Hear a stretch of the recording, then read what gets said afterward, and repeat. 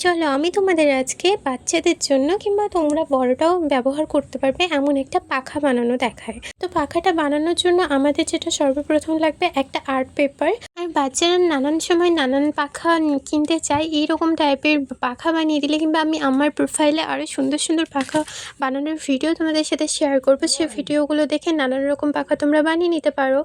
তো প্রথমে পেপারটাকে একবার এই সাইড, তারপরে পেপারটা আবার উল্টে আবার ওই সাইড, এইভাবে তোমরা ছোটো ছোটো করে ভাঁজ করে নেবে। ভাঁজ করে নেওয়ার পরে আর খেয়াল রাখবে একটু ছোটো ছোটো করে করতে, না হলে দেখতে ভালো লাগবে না, সেই জন্য একটু ছোট্ট ছোট্ট করে বানিয়েছি। আর ওটা সাইডে রেখে তারপরে নিয়েছি একটা লাঠি। লাঠিটা তোমরা সোজা দেখে নেবে, আমি সোজা পাইনি সেই জন্য একটু লাঠিটা বেঁকে গেছে আর কি, তো তোমরা সোজা দেখে নেবে। তারপরে একটা অন্য কালারের পেপার কিংবা তোমরা যে কালারের বানাবে সে কালারের একটা পেপার দিয়ে, আমার কাছে আঠা শেষ হয়ে গেছে সেই জন্য পেন্সিল দিয়ে আঠা দিচ্ছি আর কি, এরকম করে ফোল্ড করে নেবে। আঠাগুলো দিয়ে খুব সুন্দরভাবে কাগজগুলোর সাথে ওই লাঠিটাকে ফোল্ড করে নেবে, যাতে দেখা না যায়, দেখতে সুন্দর লাগবে সেই কারণে। তারপরে তোমরা যে কাগজটা আগে থেকে ভাঁজ করে রেখেছিলে ওই কাগজটাকে তোমরা মানে আমি যেভাবে ভিডিওতে দেখাচ্ছি সেরকম করে নেবে, আর আঠা দিয়ে ওটাকে লাগিয়ে দেবে।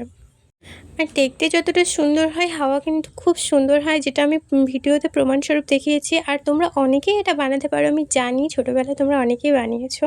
সো এরকম করে আরেকবার বানাবে, খুব সুন্দর হবে আর কি। আর আমি এর পরেও অনেক ভিডিও আমার প্রোফাইলে ছেড়ে রাখবো, তোমরা সেগুলো দেখে নিও। তোমাদের সাথে গল্প করতে করতে আমার পাখাটা পুরো রেডি হয়ে গেছে, দেখো কতটা সুন্দর লাগছে, আর এটার হাওয়াও খুব সুন্দর হয়।